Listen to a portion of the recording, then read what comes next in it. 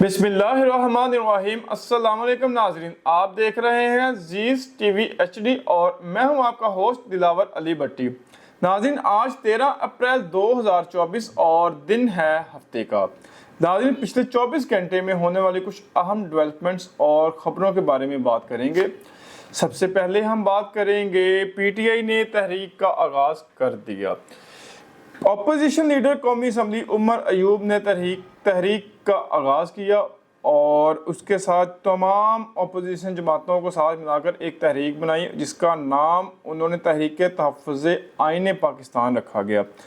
जो तमाम जमातों के जो सरबराहान हैं वो इसमें शामिल थे और जो तहरीक का जो सरबराह जो यानी पूरी तहरीक का जो सरबराह वो महमूद खान अचकज़ई साहब को मुकर्रर कर दिया गया है।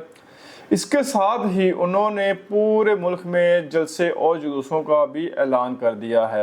आज सबसे पहला जलसा वो KPK में कर रहे हैं जिसमें तमाम जो अपोजिशन जमातें हैं जो कि इस तहरीक का हिस्सा हैं उन्होंने उनके जो कारकुनान हैं उन्होंने भरपूर तरीके से उसमें शिरकत की और ये तमाम जमातों के सरबराहान ने उसमें अपनी अपनी राय का इजहार किया, जिसमें उमर अयूब, महमूद खान अचकज़ई, जनाब हामिद रज़ा साहब जो सुन्नी इत्तेहाद कौंसिल के जो चेयरमैन हैं, इसके अलावा और भी जो छोटी छोटी जमातें में अख्तर मिंगल साहब जो हैं उनकी भी जमात जो है वो भी इसमें शामिल है।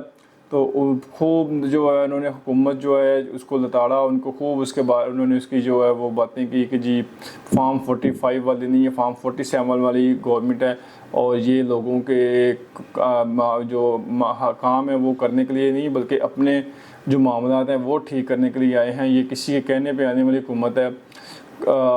काफ़ी बुरा भला यानी कि उसको कहा।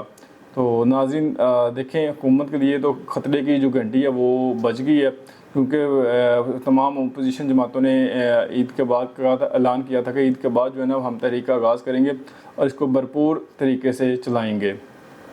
अब देखें हुकूमत इस तहरीक को किस तरह हैंडल करती है, ये तो आने वाला वक्त ही बताएगा।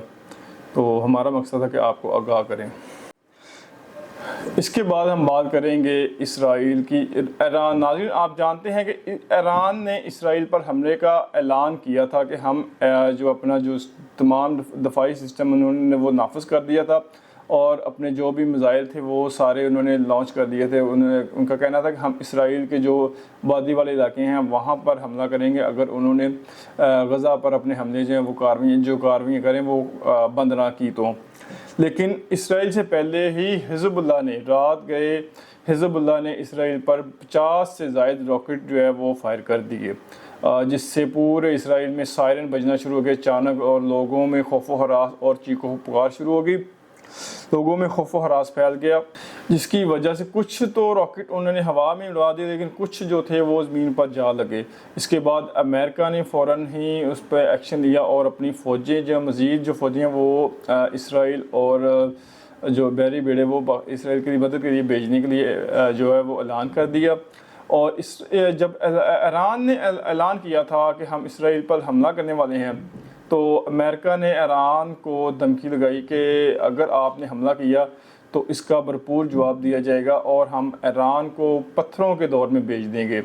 यानी कि आप सोचें कि पत्थरों के दौर का भेजने का मकसद क्या है, यानी कि वो क्या उनका कहने का मकसद ये है कि हम जो है वो कोई ऐसा मिज़ाइल या ऐसी टेक्नोलॉजी इस्तेमाल करेंगे कि ईरान जो है वो याद करेगा, वो बहुत पीछे चला जाएगा। लेकिन बाकी इसमें देखेंगे बाकी जितने भी मुस्लिम ममालिक हैं वो बिल्कुल खामोश हैं, वो कोई बात नहीं कर रहे। हालांकि उनको भी चाहिए कि वो जो है वो फ़लस्तीन के हक़ में जो है कुछ करें, लेकिन ईरान, इराक़ वगैरह या छोटे जो ममालिक वो तो बिल्कुल खुल के आके उसकी हिमायत कर रहे हैं। लेकिन जो जिस तरह पाकिस्तान है, हालांकि एटमी क़ुव्वत है, और सऊदी अरब वगैरह UAE, लेकिन ये ममालिक कुछ नहीं कर रहे, जिस पर ये बड़ी अफसोस की बात है कि बेचारे जो फ़लस्तीन है उनको मारा जा रहा है, उनके घर तबाह कर दिए जा रहे हैं। सबसे बड़ी बात वो मस्जिद अक्सा जो है उसके ऊपर वो हमले कर रहे हैं। तो जो हमारे वो जो मुस्लिम हुक्मरान हैं उनको बस अपनी पड़ी हुई कि हम किस तरह अपने कारोबार कैसे चलाएं, अपने पेट कैसे भरें, अपनी गवर्नमेंट या अपनी बादशाही कैसे कायम रखें, बस यही बातें हैं। इसके अलावा नाजरीन जो रूस, ईरान और इराक़ उसकी फ़ज़ा में कुछ अजीब सी फ्लाइंग करती हुई कुछ चीज़ जो है वो देखी गई है कल। उसके ऊपर अभी उसकी तलाश जारी है कि वो क्या चीज़ है। वो आया कि वो कोई जासूसी वाला आलात था या वो कोई हमला होने वाला है, उसकी कोई पेशन गोई है या उसका आगाज़ है, वो क्या चीज़ है अभी कुछ भी कहना कबल वक्त है। लेकिन उन्होंने अपनी रूस ईरान और इराक़ ने अपनी तहक़ीक़ात का आगाज़ कर दिया है। जैसे ही इसके बारे में कुछ पता चलेगा तो हम अपने नाज़रीन को ज़रूर आगाह करेंगे। इसके बाद नाज़रीन हम बात करेंगे कि आजकल सोशल मीडिया पर काफ़ी ज़्यादा चर्चे हो रहे हैं कि 800 रुपये का लोन का सूट। नाज़रीन हमने तो वैसे जो इस वक्त जो महंगाई के जो हालात हैं इसमें तो मेरे ख्याल से बच्चे का भी सूट शायद 800 रुपये का नहीं आता, लेकिन जो हमारी जो हैं वज़ीर आला पंजाब मरीम नवाज़ साहिबा वो 800, 600, 700, 800 रुपये का सूट जो है ना वो भी लेकर सिलाई करवा के पहन लेती हैं और वो भी उनको जचता है। ऐसा हम नहीं कह रहे, ऐसा कहना था उनकी जो पर्सनल हैं जो ख़ास हैं वो उज़्मा बुखारी साहबा का। उन्होंने ईद वाले दिन एक टीवी प्रोग्राम में उनका कहना था कि मरीम नवाज़ साहबा जो हैं वो ऑनलाइन चीज़ें मंगवा लेती हैं और कुछ 700-800 रुपये का जो सूट ना लोन का वो मंगवा कर भी पहन लेती हैं और वो उन पर बहुत जचता है। जिस पर जो सोशल मीडिया सार्फिन है उन्होंने काफ़ी ज़्यादा उस पर मीम्स बनाए और तनकीद भी की कि ये कौन सा सूट है या वो कहाँ से मंगवाती हैं, हमें भी वो वेबसाइट जो ऑनलाइन मंगवाती हैं वेबसाइट बताई जाए जहाँ से हम भी अपना वो लोन के सूट जो है ना वो 800 रुपये वाले मंगवा के तो वो पहन लें। तो और वो बहुत लाइट सा मेकअप करती हैं, 1-2 चीज़ें लगाती हैं बस। लेकिन नाज़रीन जो हैं वो ज़्यादा समझदार हैं, वो ज़्यादा इस चीज़ के बारे में जानते हैं। तो आप इस बारे में अपनी जो राय है वो कमेंट सेक्शन में ज़रूर दीजिएगा कि अगर आपको 800 रुपये का सूट चाहिए तो वो मिल जाए आपको भी कहीं से। नाज़रीन बहावल नगर वाला जो वाक़या है वो उसके जो हैं वो आफ्टर शॉक्स अभी भी आ रहे हैं, वो के थमने का नाम नहीं ले रहा। उसमें आजकल जो कल की रात की जो एक नई वीडियो आई है जो पुलिस वाला है उसमें उसने तज़किरा किया है बड़ा भाई और छोटा भाई, मैं छोटा भाई या बड़े भाई, वो किसको कह रहे थे, वो किसको सुना रहे हैं। ये अगर आप इसमें देखें सबसे पहले तो आप ये वीडियो देखें जिसमें वो बात कर रहे हैं बड़े भाई उसके साथ मुखातब हैं, तो देखें पहले वीडियो। बिस्मिल्लाहिर्रहमानिर्रहीम। मैं आपका भाई और बड़े भाई का छोटा भाई आप सबसे मुखातिब हूँ। मेरा ये पैगाम बड़े भाई के लिए है कि परसों मैं उनसे माज़रत करना चाहता हूँ। परसों बहावल नगर में जो कुछ भी हुआ तो उसके बाद जब हम दोनों भाई इकट्ठे थे तो मेरे मुंह से एक गलती से ये बात निकल गई थी कि जो बड़ा भाई है वो छोटे भाई को मारता रहता है। उसी सिलसिले में मैंने माज़रत करनी थी कि बाद में शायद सबक़त लसानी की वजह से या जैसे कहते हैं आम ज़ुबान में कि ज़ुबान गोता खा गई थी, ये बात मेरे मुंह से निकल गई थी। तो अमिताभ बच्चन की बड़ा अरसा पहले मैंने फ़िल्म देखी थी सूर्यवंशम, उसमें वो कहता है कि जो पत्थर है वो जोरी के हथौड़े की मार है या उसको बर्दाश्त नहीं कर सकता, वो कभी भी हीरा नहीं बन सकता।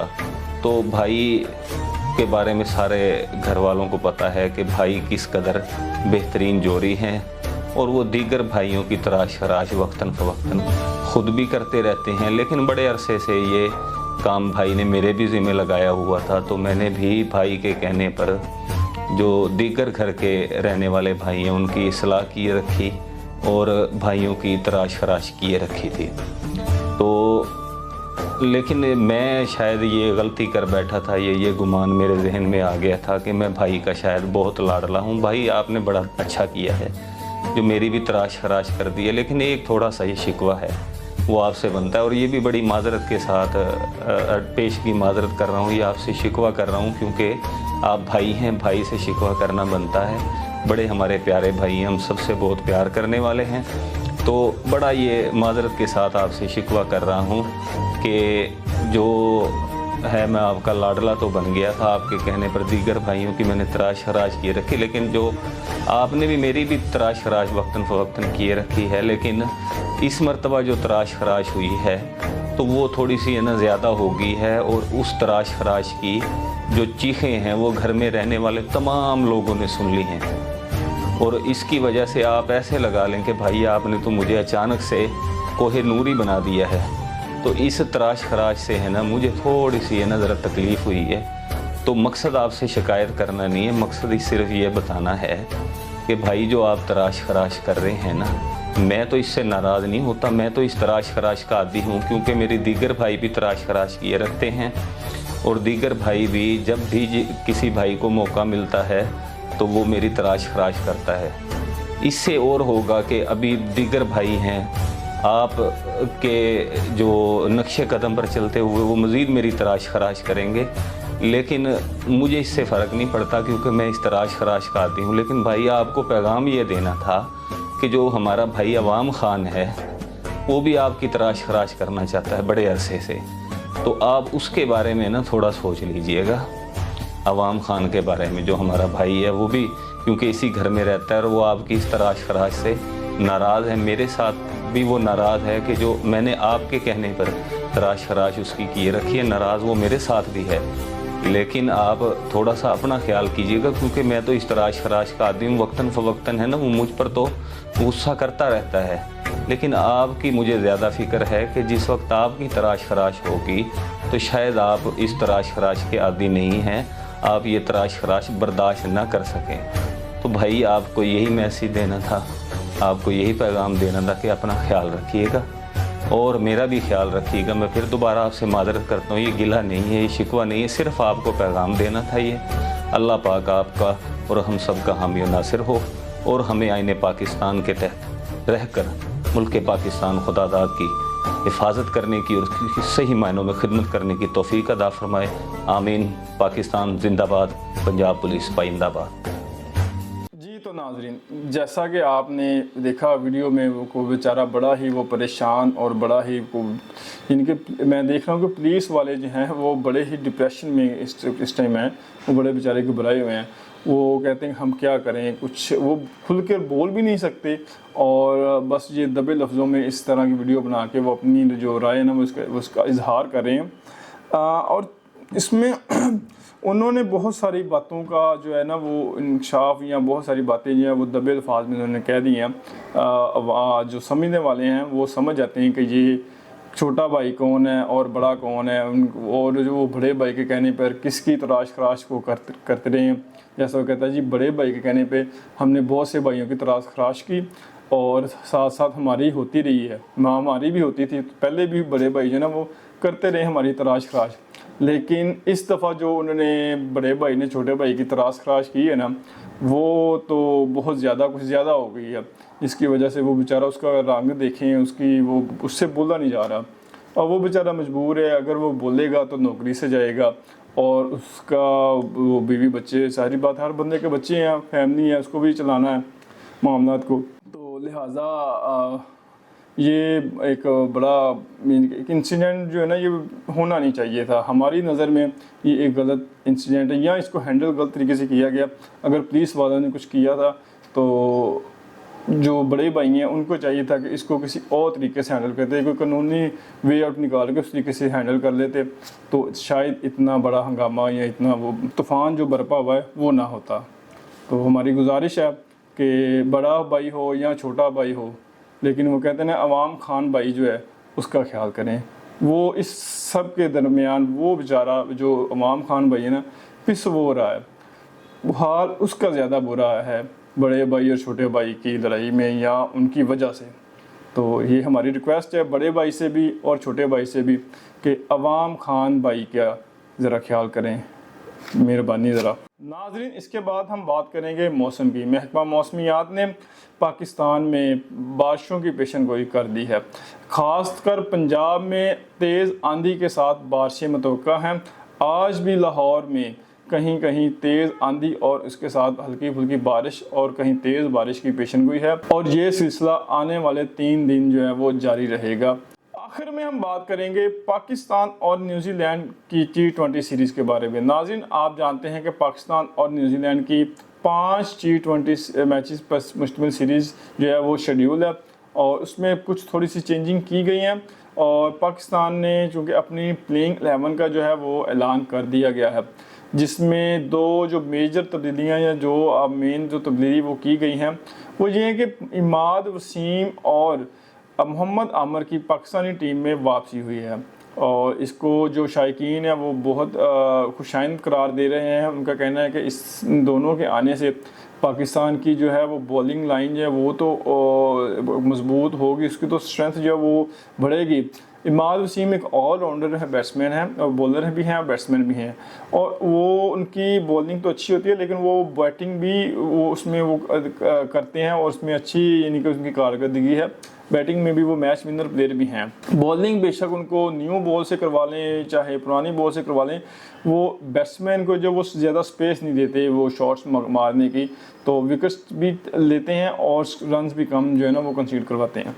तो इस लिहाज से उम्मीद है कि पाकिस्तान की जो टीम है वो इस दफ़ा अच्छी कारकर्दगी दिखाएंगे और इसमें बाबर आजम और मोहम्मद रिजवान के लिए भी एक बहुत अच्छा एक मौका है कि वो इस 5 मैचों में एक अच्छी कारकर्दगी अगर दिखाएं तो वो ICC T20 रैंकिंग में पहले नंबर या दूसरे नंबर पर भी आ सकते हैं।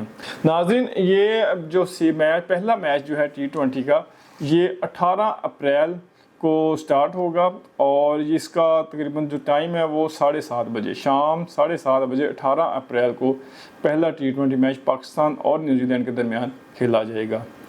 इसके साथ ही नाज़रीन इजाज़त दीजिए, इंशाल्लाह मुलाकात होगी नेक्स्ट वीडियो में। अल्लाह हाफिज़।